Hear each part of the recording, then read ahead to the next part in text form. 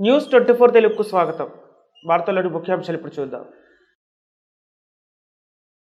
భద్రాద్రి కొత్తగూడెం జిల్లాలో రేపు జరగబోయే సింగరేణి కార్మికుల ఎన్నికల సందర్భంగా పోలింగ్ సెంటర్లలో అన్ని ఏర్పాట్లు సిద్ధం చేస్తున్నారు.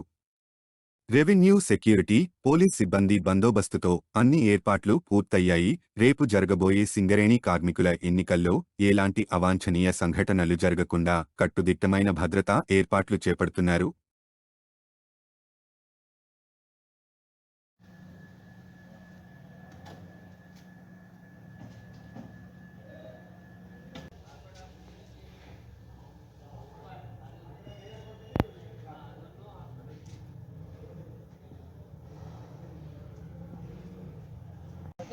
చూస్తే కాదు నేను